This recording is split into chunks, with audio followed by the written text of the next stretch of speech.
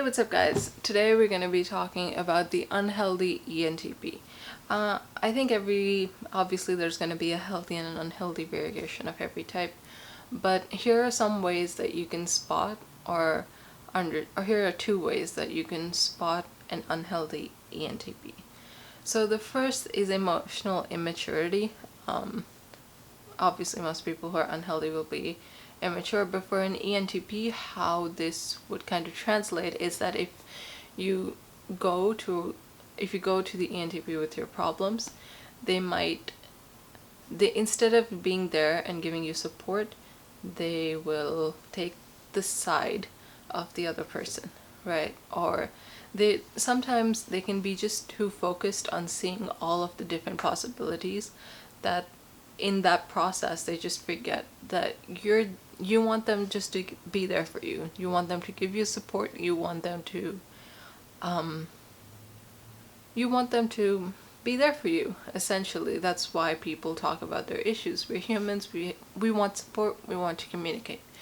And an unhealthy ENTP is going to be, I would say, kind of cocky about that almost. They may come up to you. They may have this high and mighty demeanor that maybe you're the one who's wrong, and that is not okay. Don't let anybody tell you how you feel about certain situations. But yeah, I think that is a very possible tendency for an ENTP to do, that they just come up to you and instead of being there for you when you're in a stressful situation, they help you solve the situation by having you see all of the perspectives everywhere where you could have gone wrong. And again, ENTPs are devil's advocates, but that doesn't make it okay. I'm an ENTP. I did that when I was younger, and I don't think that's okay. But yeah, I think that's one of the signs that you should notice in an emotionally kind of immature ENTP. They think that it's more important to kind of focus on the situation rather than actually being there for you and giving you support. Being a devil's advocate can have its pros and its cons, obviously, but what you can do, first of all, if you're any ENTP who's watching this, who thinks that they may have unhealthy tendencies, first, congratulations. I'm so glad that you're watching this video because you want to better yourself. And the one thing you can do is, even if you don't agree with a certain thing, you can just nod with the person and you could just be there for them.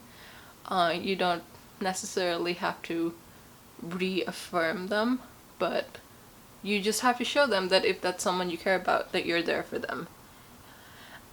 And if you're someone who is with the unhealthy ENTP as a platonic or a romantic, romantic friend, platonic friend, or like you're in a romantic relationship with them, I think it's a good idea to voice that. Just say, hey, sometimes I want you to be there for me, and I don't want you to show me all of these different perspectives. It's as simple as that.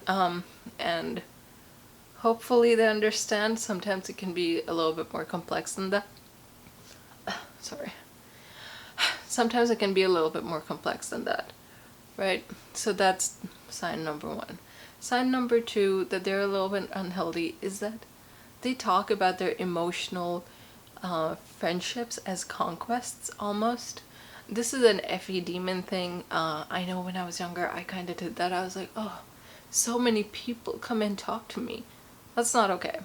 Someone's coming to you and trusting you with some of their secrets, their vulnerabilities. It's not okay to kind of brag about it to other people.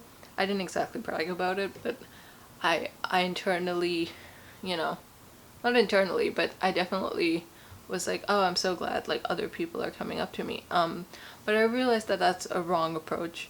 Not a wrong approach, but that's definitely not a very healthy approach to things, because then you're just making it about yourself. But in reality, it's a whole system of people, right? So Barney Stinson, who I very strongly believe is an ENTP, and obviously he's an exaggerated character of an ENTP, but just creating all of these elaborate schemes, which I think the playbook kind of admirable, but at the same time morally questionable.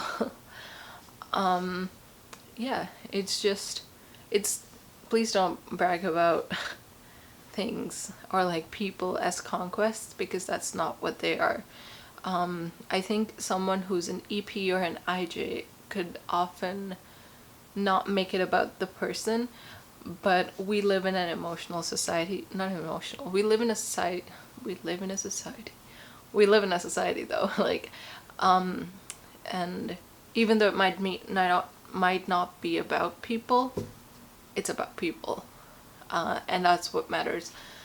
So if you're an ENTP who gets off on the power play, power dynamic, note that it's a lot more emotionally fulfilling if you actually get close to someone over time, rather than feeling good about the smaller, like, geez, I'm like losing my words. The smaller power dynamics of a situation. And last but not the least, this is a little bit on the more extreme side, but like an unhealthy ENTP is someone who's leaning a little bit more towards paranoid personality disorder. So this is someone who doubts everything, who is constantly like, the government is against us or people are against us. And this is, I think, to a certain extent, this exists because of this may exist because of high openness to experience. So paranoid personality disorder is often linked to people who have very high openness to experience. And I'm not saying if you're an unhealthy ENTP you have PPD, which is paranoid personality disorder. But what I am saying is that most of the time people are not out to get you, and most of the time people don't really care that much. And yeah, like, I think that's something that's important to note, because when you see an ENTP, like an unhealthy ENTP, you can kind of be like, no dude, like the world doesn't kind of revolve around this stuff. And I don't think it's always their fault. Like, I've seen with myself that I can almost visualize so many different scenarios about one thing that it becomes hard to trust my intuition or my gut. Ironic, right? Because we have extroverted intuition. But it's just, there's so much of it that it's hard to make up our minds. But yeah, someone who's, I guess, an ENTP who's a little bit unhealthy would be a little bit on the PPD spectrum, where they'll think that maybe governments are out to get them, or, you know, something like that. So yeah, this is, I want to say this is a little bit more uncommon than the emotionally unhealthy traits. But those are some signs you're probably dealing with an emotionally unhealthy ENTP. And that's okay. I think especially if ENTPs are young, you're bound to be a little bit, you know, unhealthy, because you're still figuring stuff out and developing who you are, what is your identity, and sometimes you just have to be like an asshole. At least you think that's the only thing you can do. But it's important to kind of change and navigate yourself throughout the years. Yeah, those are just my 3 signs that you're either an emotionally, or you're an unhealthy ENTP, or you're dealing with an unhealthy ENTP. I can make more videos like this for other types if you want. And yeah, have a good one. See ya.